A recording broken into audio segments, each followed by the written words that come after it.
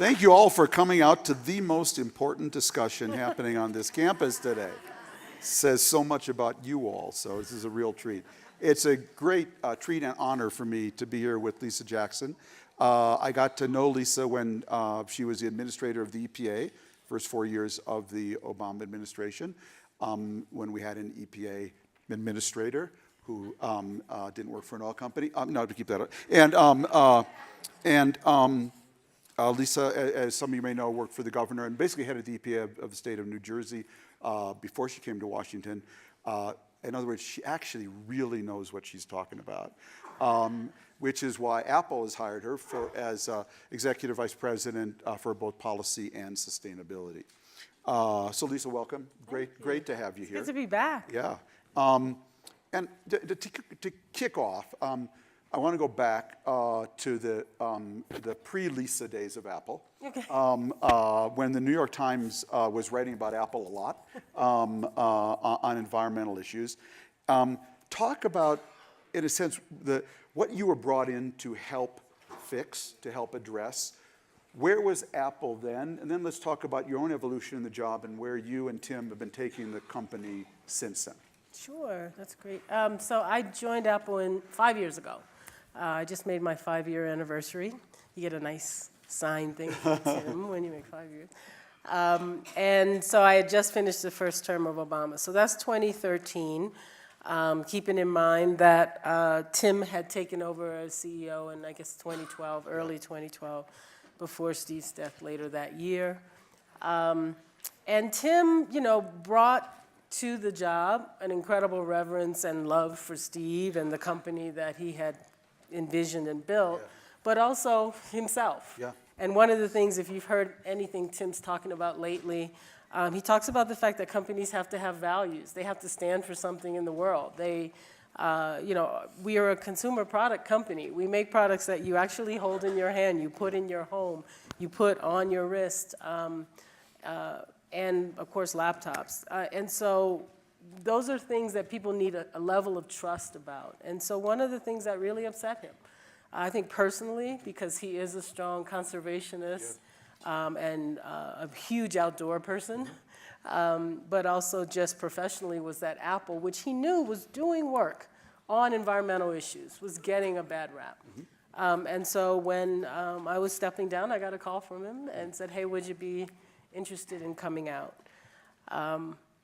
And at Apple, there's a tradition. On your first day of work, you have lunch with your new boss. And the first day of work for me was our Worldwide Developers Conference. So Tim was on stage presenting the latest and greatest software. So we had lunch on my second day of work. Wow. And I said, okay, you got me here, because that was a bit of a journey. I was commuting back and forth to DC. We still had a son in high school there. What do you want me to do? And it was a real Apple answer. He said, I want you to figure out what we're doing, get to know this place, get to know the people, and then tell me what we should be doing. Tell me how we can be leaders. And I think it was less about being seen as a leader as being a leader.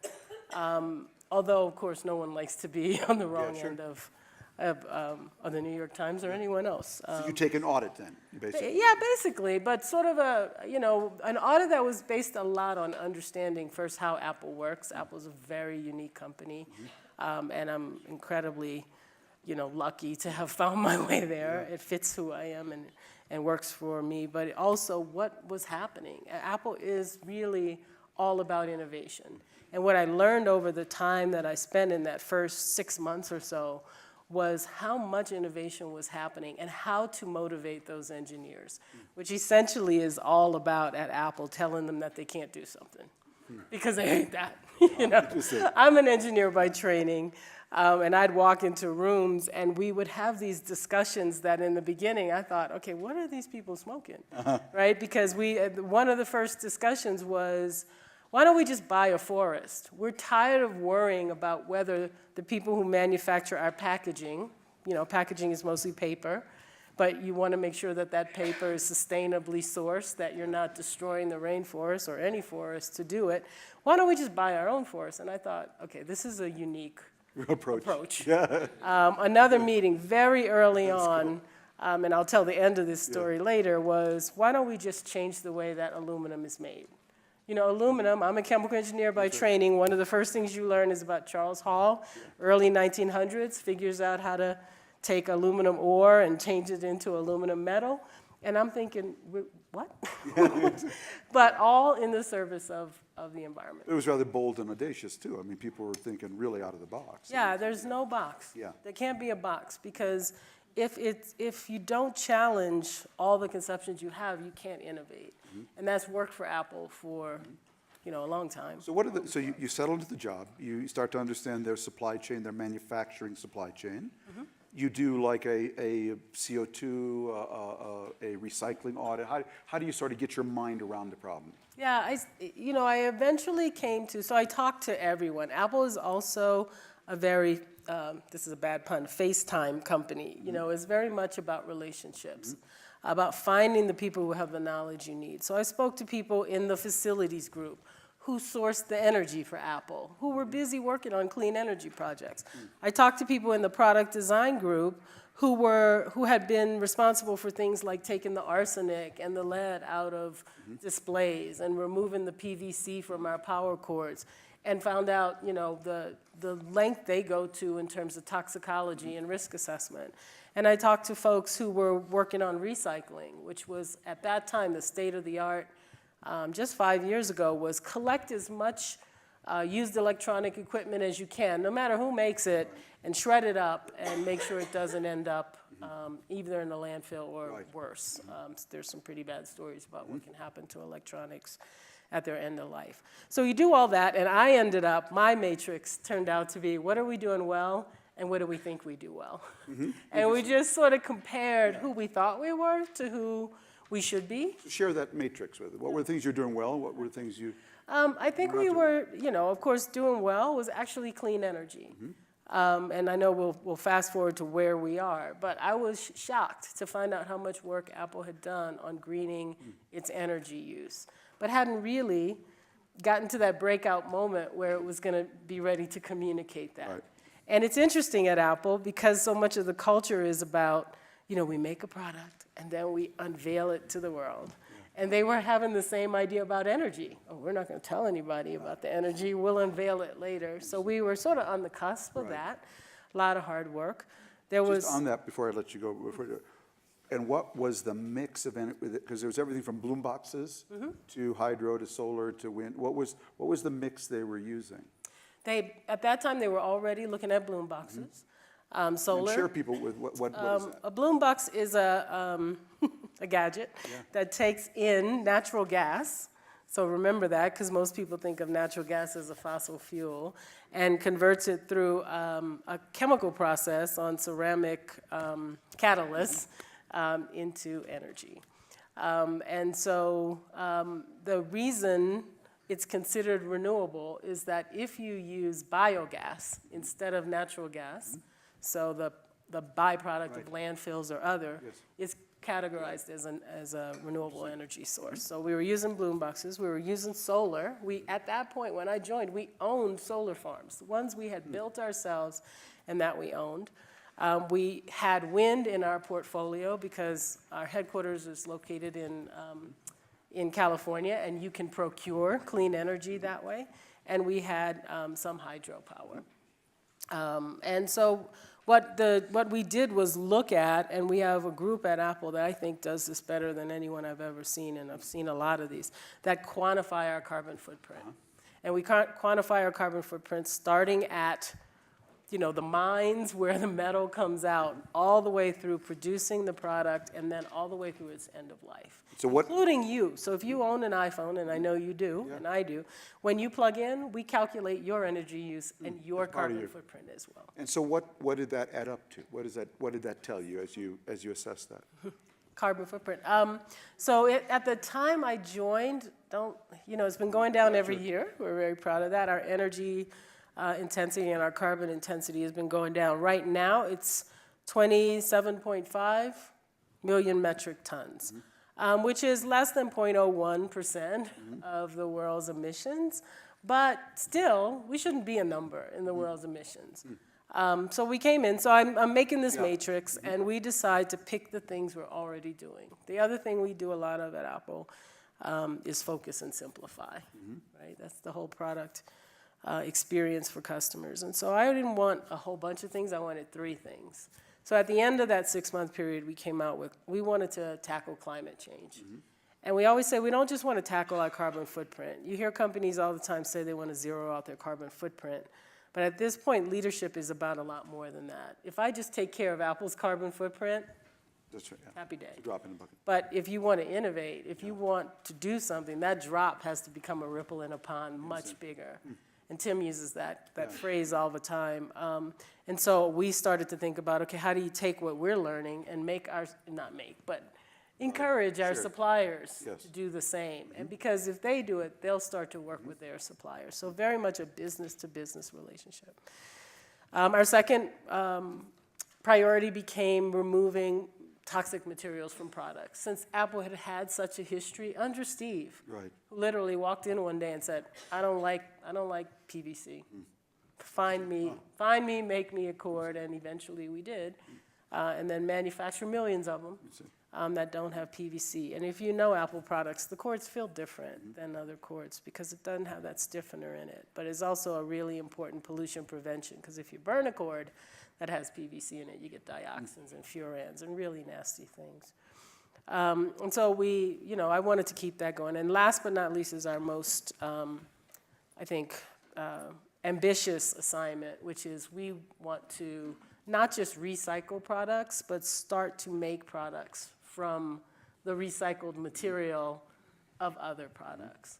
And that's going to be, I think, a huge innovation. And what would that look like? So you would buy up used iPhones or laptops, crush them down into some basic feedstock again, and then make it out of that. Yeah, it's metallurgy, right? It's material science on steroids. So it's, we ran this past Earth Day's in April, we ran a campaign called Apple Give Back. If you have an Apple device, you could bring it to any store or go online and you could say, hey, I'm ready for my new iPhone. First off, we would tell you if your current phone has any value, because that's great for you. Yeah. And if it did, you could apply that to the new phone purchase. But then we took the phone. If it still had value, if it still worked, then we're ready to refurbish it and sell it through partners that we work with. If it didn't, we still made a donation to Conservation International or another charity in China, and then we took it to our brand new robot named Daisy. We have a robot named Daisy. I love that she's a she. Her prototype was called Liam, but now that we perfected her, she's a she. And she takes the iPhone apart. And the reason that's important is because the components of an iPhone, if you look at them, have certain materials we need. And then we need to give those components to metallurgists and say, can you get me the cobalt? Can you get me the cobalt from here? Because I'd rather source it from myself than some of the places in the world, like the Democratic Republic of Congo, where we have to worry about securing that supply chain. Or give me the tantalum. How about the gold? Gold is a little bit easier because it has value, and we've also minimized the amount of gold. So we have a list of, I think it is 10, it's either 10 or 12 materials like that we are getting back. The easiest one is aluminum. Almost all of our products have aluminum for the enclosure, the part you hold in your hand or touch. And that is highly recyclable material. And I'd like to see us use more and more of that. So would our engineers in our own products. So would you describe the strategy now is doing all 3 of those things? Now just faster, bigger, smarter? Scale it. Right. Scale it. And it's the right thing to do. I mean, if we're going to have an appetite for products, and the thing about technology is it does move fast. And the device that we were making when I joined in 2013 is not powerful enough to run all the things I want to run just 5 years later.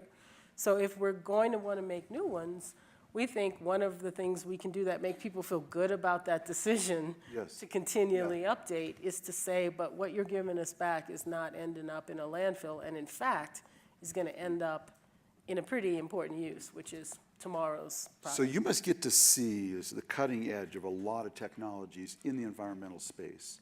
What are the coolest things you see coming down the pike for companies like Apple, your competitors and others in other industries?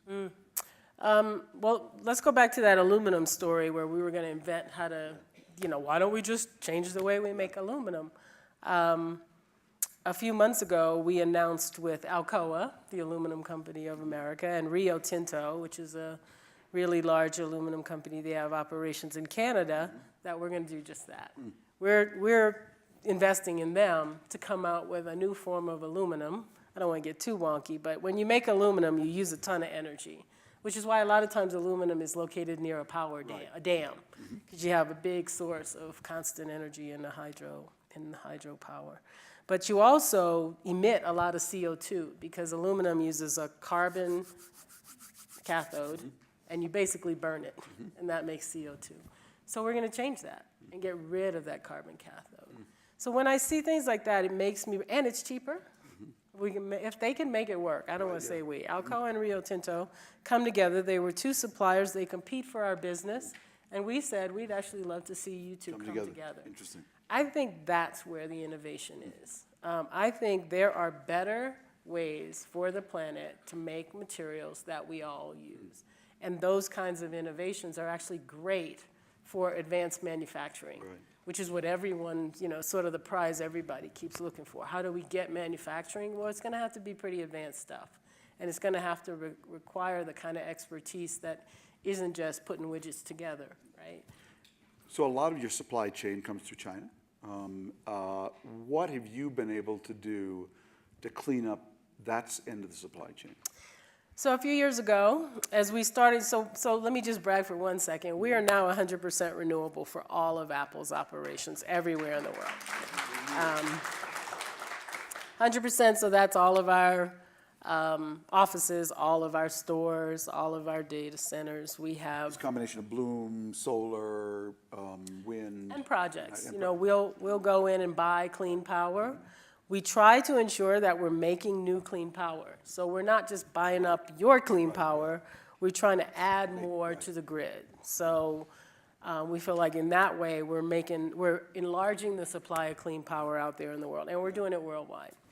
As soon as we saw we were getting close to 100%, we knew we had to get there, and now we have to stay there. But we started to work on the other big part of our carbon footprint, which are factories we don't own, our supply chain. It's 75% of our carbon footprint is still in those factories. So we started a clean energy program for our supply. Are they all in China, or they're all over? No, they're all over. But, there's a substantial part of them that are in Asia. But we actually have suppliers in the U.S. and quite a few in Europe, and actually all around the world when you visit them. But it would be fair to say a good part of our top 200 are in China. And China, of course, is interested in clean air, surprisingly. And so we've had 23 of our suppliers sign up to be 100% renewable. The commitments they've already made and that we've helped them make are already 3 gigawatts of clean energy. We're striving for 4 gigawatts of new clean energy by 2020. Hopefully we'll beat that. And if we do that, we will have taken a third of that 77% off the table by adding new clean power onto grids around the world. So that's, then again, is where we see if we keep pushing this into the supply chain, we'll continue this transformation. Interesting. What are your competitors doing? We have no competitors. Look, I think in general, the tech sector has been a leader in looking at the technologies of the future, and that includes clean energy. Not all of them. Some of them have been late to the game, and I won't name any names, but I think in general, some through a little bit of pressure from advocates, some through pressure from customers. Remember, who's most likely to use our products? The generations of the future, young folks who grow up using these products and expect us to do the right thing. So everybody's in the game. I think no one has achieved the 100% mark the way we've done it. We don't use offsets. We don't simply, sort of clean up our emissions after the fact. But I wouldn't take away from any of the companies who've been out there getting closer and closer, because it's going to require all those efforts. It's funny because I think, I used to be a regulator. And when I left EPA, I made a joke. I went from being the regulator to the regulated. Now there's no regulator again. Right, yeah. And I really think that companies have to be the regulators. Yeah, interesting. And that's it's something that if you've been an environmentalist your whole life, maybe some of you have been in this fight for a long time, it's anathema to think of a company regulating itself. Right, yeah. That was the whole point of the EPA. Yeah. We need, this arbiter. We need the environmental cop on the beat. But instead of crying because it's not here, Yes. I think companies, leadership companies, and I think Apple has a unique role to play here, has to show that we're not going to do it the easiest way, we're going to do it the right way. We're not going to do the thing quickly that allows us to put a green check next to a box. We're going to do it in a way that really has the potential to be transformative. And that is not just something you can do if you're Apple. So a lot of these companies we work with in our supply chain are small to medium. Some are bigger. But we ended up setting up a web portal where they could go to learn about clean energy. That feels an awful lot like something EPA could do. Right, yeah. But we do it because in this day and age, okay, if we're going to regulate ourselves, I'm going to set a really high bar and hopefully move the world in that direction. So I want to go to questions in a few minutes from the audience, but that's a pretty good 5 years, Lisa. What do you want to do for your second act? What are the next mountains out there to climb environmentally? And goals that you'd set for Apple? Yeah, we have so many. I really do think, as wonky as it sounds, this idea of, that Europe started this idea of the circular economy. Right. This idea that the resources that are on this planet will not sustain 9 billion people if we keep using them at the rate we're using them. And many people think of that for water. A lot of people think of that for food. But you also have to think of it for metals. There are rare earth metals, which you can get more of. But some of them are in areas of the world where we aren't. And so that can become a big problem. But also, you have to tear up acres and acres to get, 1 ounce of a metal. That has an environmental cost. If we can get that same ounce that's already here in our used devices, that's a great thing. So I think that is the sort of holy grail in terms of sort of dematerializing our sector, making it so that these materials more and more don't have single-use plastics, have recycled. We did get to the point, we never bought a forest, but we now have saved and protected enough working forests to cover the pulp that our suppliers need.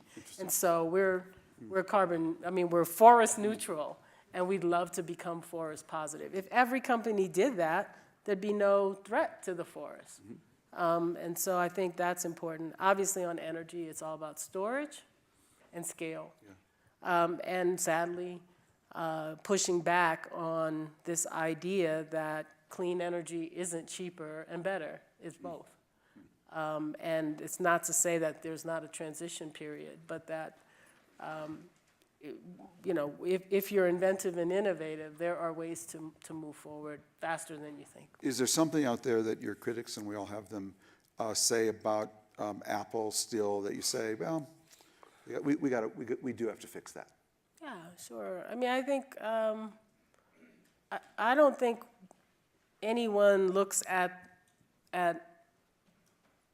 Apple or anybody who's making a product today and thinks we've got it all right.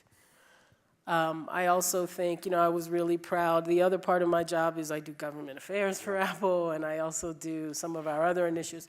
Really proud recently when we rolled out this whole idea of screen time.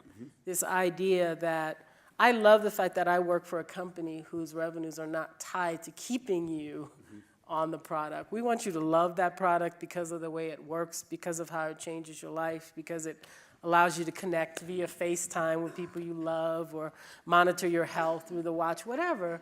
But I think it was a really strong statement to say, no, this is not about keeping your eyes glued, that humanity is that Steve Jobs idea of the liberal arts being really important.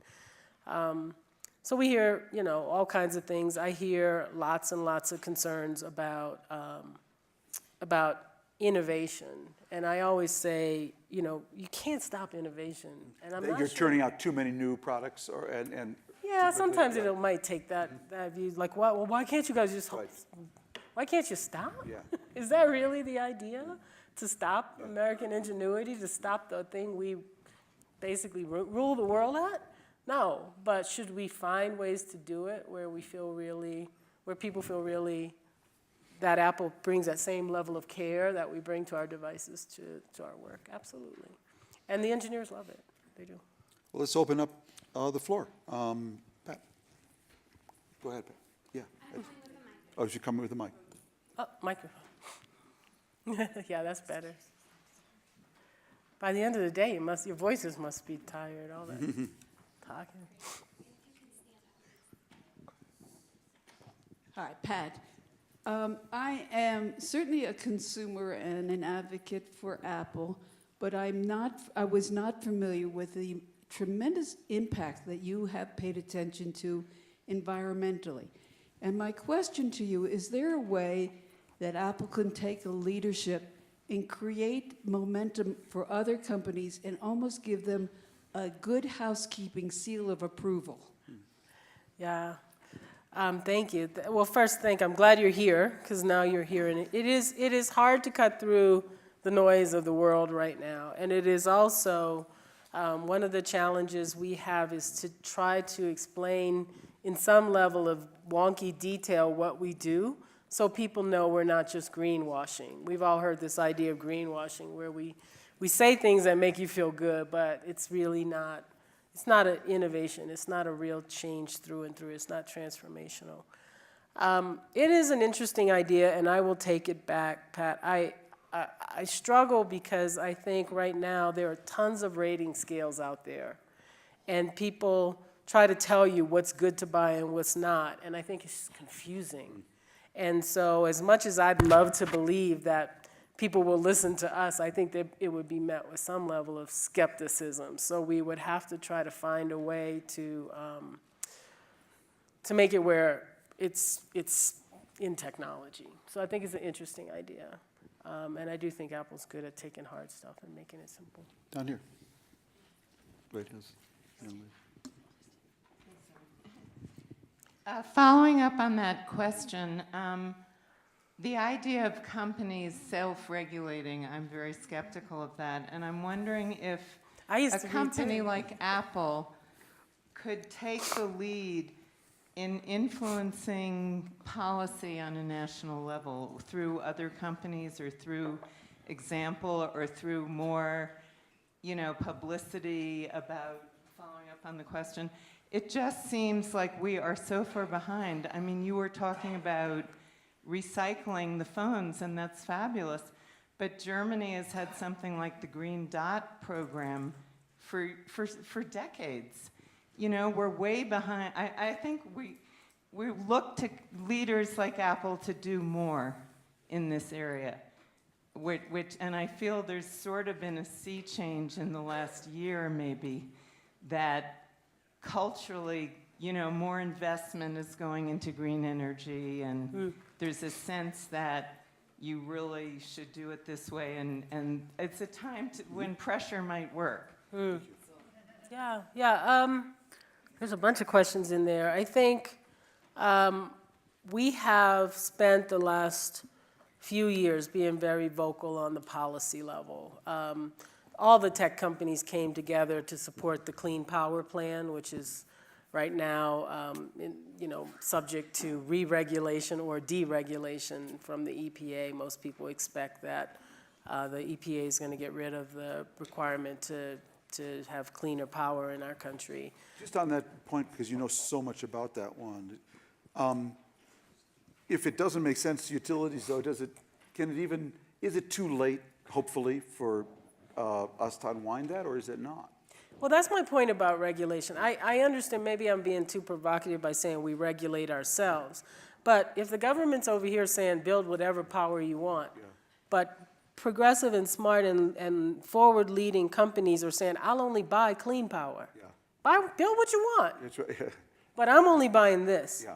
That's the regulation. That moves, the market will move it, and it also moves it because we're at a time when clean energy is cost competitive. I'm not asking you to forego profits. I'm asking you to build what I want, just like our customers expect us to build the things that they want to buy.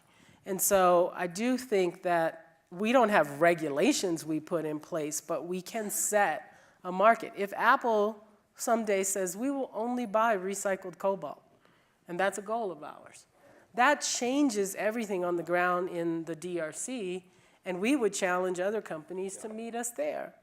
That's where you'd love a government to come in and sort of backstop it. So, we do speak up. We spoke up when we left the Paris Climate Agreement. Tim's been very vocal all the way up to the top that we do not agree. We think this is bad for the world, but also bad for business. We speak from the standpoint of business because that's the platform we should, and that's the platform we stand on, so we don't need to invent a new one. We can tell you that it's good for our company to have climate resilience. We can tell you that it's good for innovation and for our supply chain. But I hear you. I mean, we will try to do more. I do think that what we have to do, in Europe, there's a strong customer demand for companies who are environmentally, who are sustainable.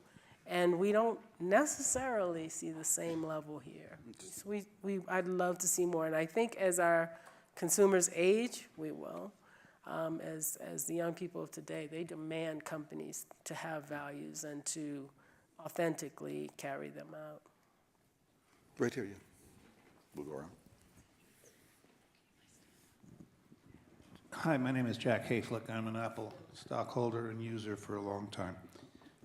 Have you ever thought of passing on the cost to telling the consumer how much it costs to do this or how much it's saved in that particular phone? You spend $1,000 on a phone, 5% of it came from cost savings and environmental savings. I would like to know that. And I might even say, okay, they spent so much money on this particular phone, lowering their carbon imprint. It might be an incentive for me to buy 2 of them. We'd like that.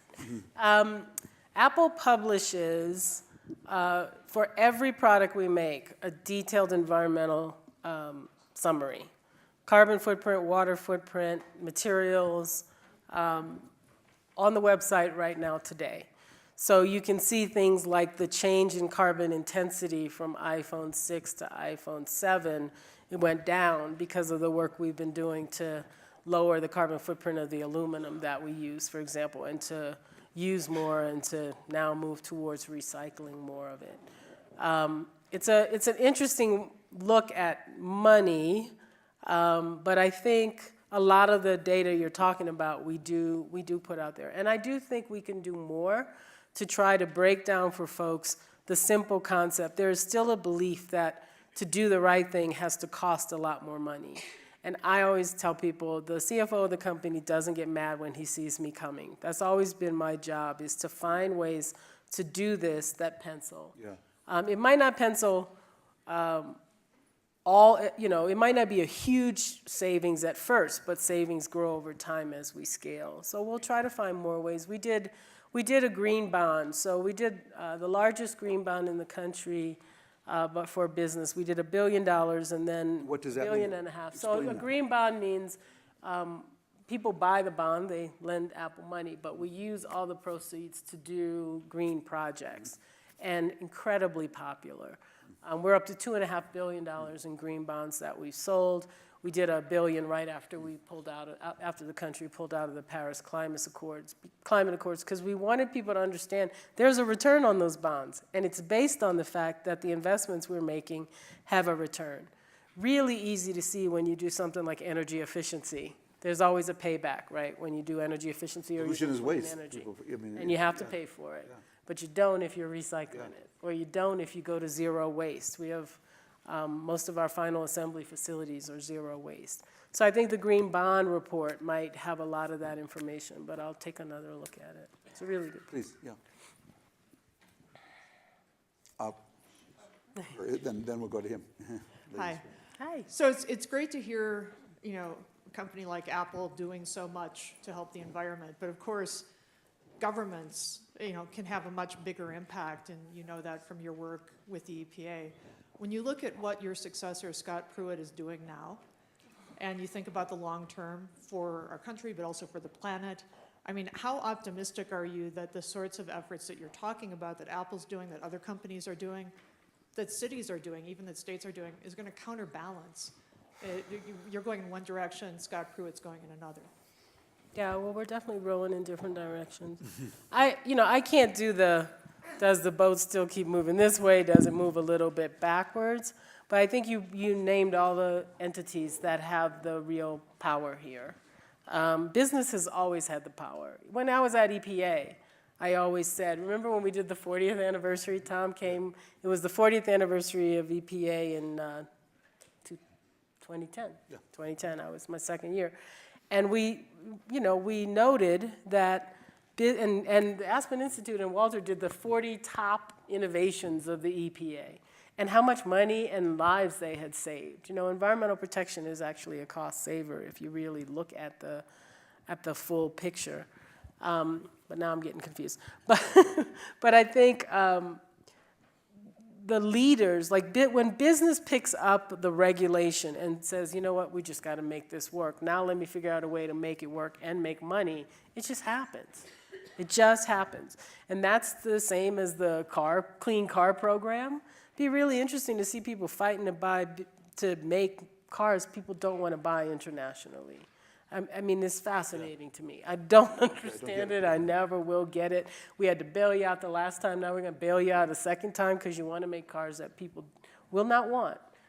Because if you've driven recently in Beijing or Delhi or any of the big cities, auto pollution is a significant problem along with coal-fired plants. So it's other countries.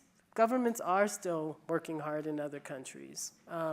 It is state and local governments, and it is business that are going to keep this moving in the right direction. And we're aided, for once, by the fact that the economics are on our side. If the economics weren't on our side, you have to order people to do things they don't want to do. But if the economics are on your side, then the markets move that way. It would be great to have a price on carbon, something else we've advocated for. We need a price on carbon. That's not likely to happen too soon, but that would take the work we're trying to keep moving and accelerate it. History always shows that every time we actually raise a regulation from catalytic converters going forward, the companies, after Lee Iacocca tells it's going to be the end of our company, they always do the innovation faster and cheaper than they or we ever expect. And the other is, as you know, that it's such a driver of innovation. What do we specialize in? We specialize in technology. That's exactly right. So when we lower standards, we invite all the cheap, dirty air conditioner manufacturers into the market, whereas if we raise the standards, we keep people them who are smarter so and better. It's bad business. It's just flat out stupid. There was a question here. Yeah, just to broaden that on a major scale, and I know you write about it, Tom. What do you see worldwide in terms of, are we making progress on a net sum basis? Where are we headed with this? Because if it becomes economically viable for business to do this, and there are some metrics, particularly with natural gas, that are moving in that right direction, what do you see the trend, the trajectory 10 years out, given the realities of our regulatory system, not only here, but worldwide? Yeah, I wish I could read the crystal ball all the way. To me, there are two big numbers that pull me, that are contradictory. The first is that we are, as a planet, building much more clean energy than we are dirty coal. I'll just use coal-fired power. And I'll only say coal because natural gas is part. A lot of people don't consider natural gas renewable. I don't, but it is much, much cleaner than coal, right? And so there's a trajectory towards things that are much better. But there's also 9 billion people coming, and 9 billion people whose ways of eating and being transported and using land and living are not evolving in a way that leads you to believe we can bend the trajectory enough. And so, you know, I read both of those numbers and I come away thinking the jury's still out. I'm not sure. Honestly, I'm not sure we're going to be able to avert the worst effects. I try not to be pessimistic, but on most days I feel like it's shameful what we are leaving for our grandchildren, children and grandchildren. Shameful. I mean, I feel a little bit better knowing I'm working on what I think is the right side of the issue, but it doesn't make it that much easier to sleep. So I still think we have a heck of a hurdle in front of us. You know, clean power, clean energy is a scale problem. If you don't have scale, you have a hobby. I like hobbies. I used to build model airplanes. I wouldn't try to change the climate as a hobby. So it's really how do you get scale? And to me, there's only the one thing that can compete with Mother Nature, and that's father greed, market. You know, and so only by leveraging the market with the right regulations, which is what Lisa was doing at EPA. Once you leverage the market with the right regulations and incentives, it can give you scale. So there was no good time, in my view, for Donald Trump to be president, but this was a uniquely bad time because we're at such a pivot point around the climate. And we really were on a trajectory that if the things that were in place were then scaled, we'd at least be able to say we're in the game. Now, if we delay that by 4, God forbid, 8 years, I'm a columnist, I can say whatever I want, so it'll just be, later is over. Later's officially over. Later will not be too late. And so, anyways, that's my 2 cents. Up there, yeah. Donald Knight, thank you for being here, Lisa. So quick question. So we hear all the great things that you're doing at Apple. I work for the largest utility in the Southeast, known as Southern Company, and proud to be one of the underwriters for the festival. I'm curious, how can our companies collaborate to help lead on this discussion around what's clean? Because I don't necessarily think that we have to have movement in Washington for us to see some real change occur. So if there's power and collaboration, how can our companies work together? Yeah, well, the utility sector, is Chris Womack here? Tell Chris Womack I said hello. I've known him, since EPA days, so the utility sector has an extraordinarily important role to play. And in a business-friendly environment, the role of business is to make its voice heard and to offer data and information to back up what its positions are. And I think Southern Company and utilities, I might not agree with every position that you take as a company, but it's not for me to do that. It's for me to say I'm a customer of Southern Company for the facilities, not me personally, but Apple is, in certain parts of the country. And so here's what we need from you when you supply us with power.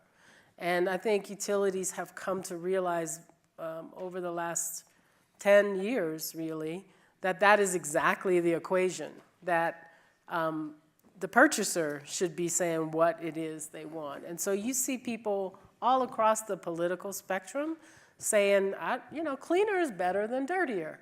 Cleaner air is better than dirtier air. Scrubbers, you don't have to scrub sunshine. It's just there. So, but there's a role for baseload power. So, I won't even get into discussing some of the policy issues there. But I think, it's like when we do the recycling. I always say the experts on recycling are actually probably miners because they know how to manipulate material and metals. So the experts on utilities and electricity and giving the customers what they want are utilities. It's trying to break that, it's trying to decouple use from profits so that you can make a profit without having to sell that next electron. And I probably shouldn't go any further, but you guys are definitely in the game. Use your voice, and business has to be just a little bit radical. We try to be apolitical at Apple, really do, because in my opinion, we know that our customers expect us to do the right thing, and we try to figure out how to look years ahead to what that is. Right over here. Yep. Thank you. Tom, 10 years ago, I first heard about this, a policy that many people today, big companies, advocate. We talk about, I'm supposed to stand up, and my name is Greg from Miami. Ground zero for the economic impacts of sea level rise. I work in climate policy, I volunteer. And so my question leads up to, and is based on what I think we've all acknowledged. The problems at hand are bigger than one company can solve. We need massive ripple effects.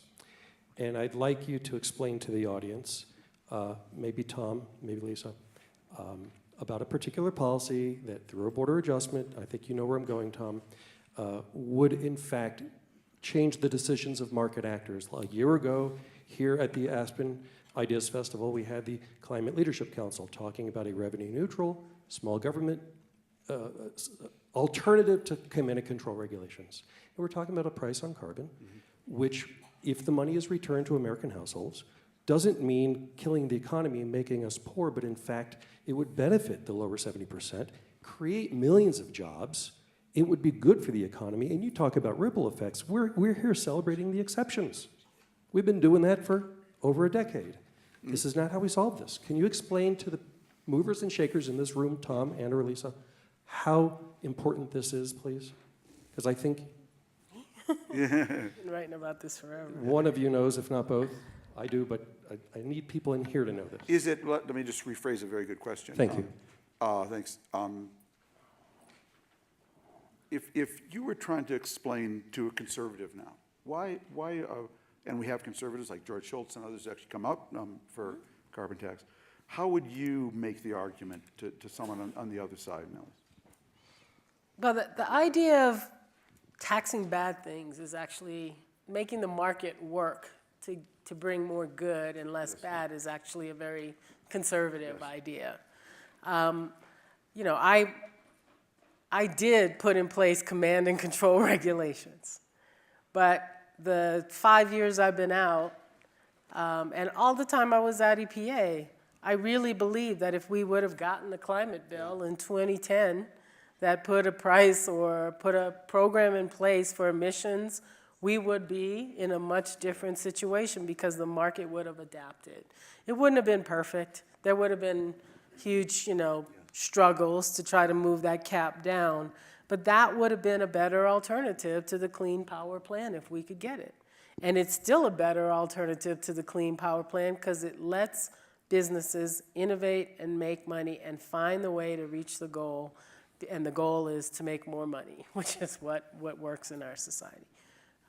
If there were a price on carbon, you make it clear that all energy is not created equal and that the externalized cost of energy that's dirty, that gives me asthma or causes you to die prematurely of heart disease, should not be borne by you and the healthcare system, but by the folks who create energy and buy energy. And so, Price honest. Is to make the price honest. Yeah. I would have taken any price. Probably wouldn't have been too honest in the beginning, but policy is policy. It was a conservative administration that came up with the SOX and NOx program, which is essentially a cap and trade price on pollution. It just got to be a bad word, and it's a shame because it has stifled innovation and it has allowed us to lose our lead on clean energy. We have time for one last quick question if somebody has one. Right there.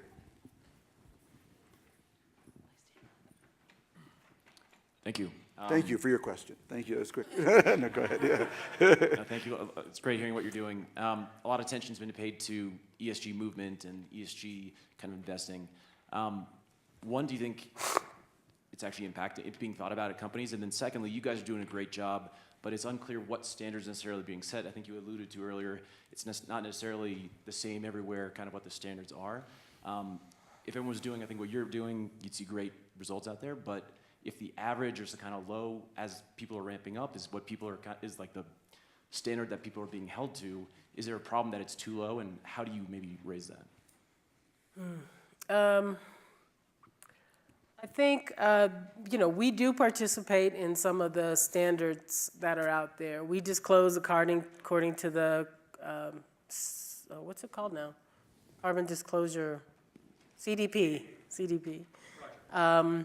We have had great discussions about disclosing even more in terms of financial disclosures so that investors in our company understand how we view climate and other threats, water and climate.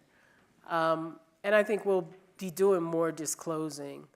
It's a very wonky field, right? It's an investor's field. And there, I think Mike Bloomberg and others I always get the acronym wrong, but the carbon financial disclosure ideas that they have are trying to push the industry, the MBAs and CPAs out there who are advising clients and investors how to weigh these risks to business, which are definitely not short-term, but they can be short-term, but they're often medium and longer-term.